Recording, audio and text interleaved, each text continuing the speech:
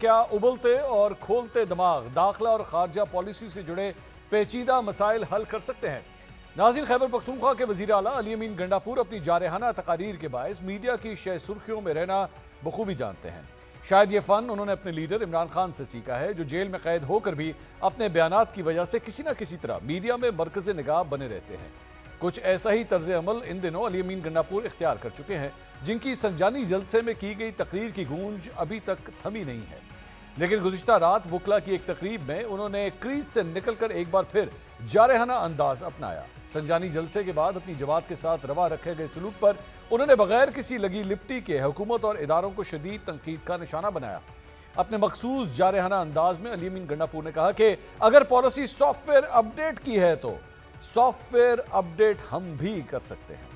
اب معلوم نہیں یہ 2 روز قبل 8 گھنٹے غائب رہنے کا غصہ تھا یا پھر سنجانی جلسے کے بعد اپنی جماعت کے 10 سے زائد MNAs کی پارلیمنٹ سے گرفتاری کا غصہ۔ خیبر پختونخوا اسمبلی میں گرجتی برستی تقاریر کی جھلک بار کونسلز ایسوسی ایشن کی تقریب میں بھی نظر آئی۔ علی امین گنڈاپور نے داخلہ کے بعد خارجہ پالیسی پر بھی اپنے دل کی خوب بڑاس نکالی۔ ملک میں حالیہ عسکریت پسندی کے واقعات کے تناظر میں انہوں نے وفاق کو نظر انداز کرتے ہوئے اعلان کیا کہ آپ کی اپنی پالیسی ہے تو اس کو اپنے پاس رکھیں۔ اس پالیسی کی وجہ سے میرے لوگ مر رہے ہیں، مجھے افغانستان سے بات کرنے دیں۔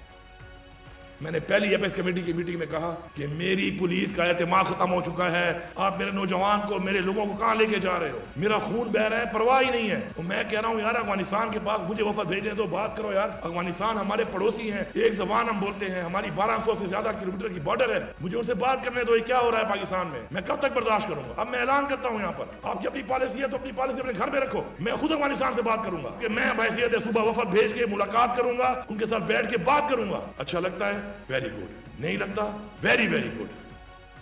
ناظرین، یہ ٹھیک ہے کہ ملک میں اس وقت خیبر پختونخوا اور بلوچستان میں دہشت گردانہ کارروائیوں میں اضافہ ہوا ہے، لیکن اس ملک کے 4 صوبے ہیں۔ آج خارجہ پالیسی سے خیبر پختونخوا کو مسئلہ ہے تو کل کسی اور کو ہو سکتا ہے۔ کیا ہر صوبے کو اپنے لحاظ سے خارجہ امور میں مداخلت کی اجازت دی جا سکتی ہے؟ انہی خدشات کا اظہار آج قومی اسمبلی میں وزیر دفاع خواجہ آصف نے کیا۔ انہوں نے وزیر اعلیٰ خیبر پختونخوا کے بیان کو زہر قاتل قرار دیا۔ CM KP کا بیان آیا ہے کہ ہم خود جو ہے افغانستان سے مذاکرات کریں۔ یہ فیڈریشن کے اوپر ڈائریکٹ حملہ ہے۔ کوئی صوبہ جو ہے وہ کسی ملک کے ساتھ ڈائریکٹ مذاکرات نہیں کر سکتا۔ یہ کنٹینیوشن ہے اسی خطاب کی جو انہوں نے آج سے 4 دن پہلے جو ہے جلسے میں کیا۔ یہ زہر قاتل ہے اس ملک کے لیے، جس راستے کے اوپر CM KP جو ہے خود چل رہے ہیں اور ساتھ اپنی پارٹی کو چلانے کی کوشش کر رہے ہیں۔ ناظرین، ایک ملک جو پہلے ہی سیاسی اور معاشی عدم استحکام کا شکار ہے، خارجہ امور پر کسی ایک صوبے کے وزیر اعلیٰ کا جذباتیت سے بھرپور بیان کیا ایک نئے بحران کی دستک دے رہا ہے؟ مسائل داخلی ہوں یا خارجی، انہیں جذبات کو قابو میں رکھ کر حل کیا جا سکتا ہے۔ کابل میں چائے کی پیالی میں پیدا ہونے والا طوفان کیوں تھمنے کا نام نہیں لے رہا؟ اس سوال کا جواب علی امین گنڈاپور کی جماعت سے بہتر بھلا کس کو معلوم ہے؟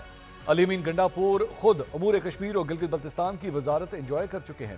انہیں بخوبی اندازہ ہے خارجی محاذ پر جذباتی انداز آگ پر پیٹرول چھڑکنے کے مترادف ہے۔ ایک جماعت جو اپنے ملک میں کسی سے بات چیت کر کے اپنے صوبے کو درپیش مسائل حل نہیں کر سکتی، جو اپنے ہی ملک میں مذاکرات کے دروازے مکمل بند کر چکی ہے، اب اسی جماعت کا ایک لیڈر اپنے صوبے کے مسائل کے حل کی کنجی ہمسائے ملک میں تلاش کر رہا ہے۔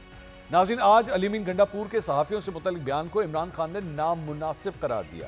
تحریک انصاف ان کی ایک تقریر کی وجہ سے مشکلات کا شکار ہے۔ ان حالات میں کیا جوشیلے بھڑکوں سے خارجہ پالیسی سے متعلق مسائل حل کیے جا سکتے ہیں؟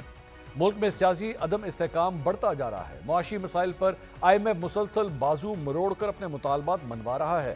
حکومت تمام مسائل کو نظر انداز کر کے ایکسٹینشن کی ٹینشن لیے بیٹھی ہے۔ مولانا فضل الرحمان اسمبلی میں کھڑے ہو کر صاف الفاظ میں ہر طرح کی ایکسٹینشن کی مخالفت کر رہے ہیں۔ ان کا کہنا تھا کہ اداروں کے چیفز کو جو ایکسٹینشن دینے کا سلسلہ چل نکلا ہے، اگر کل پارلیمنٹ بھی ایک بل کے ذریعے اپنی 5 سالہ مدت کو ایکسٹینشن دیتے ہوئے 10 سال تک بڑھا دے تو کیا ہوگا؟ کیا اپنے ہاؤس کو درست کیے بغیر خارجہ محاذ سے نپٹا جا سکتا ہے؟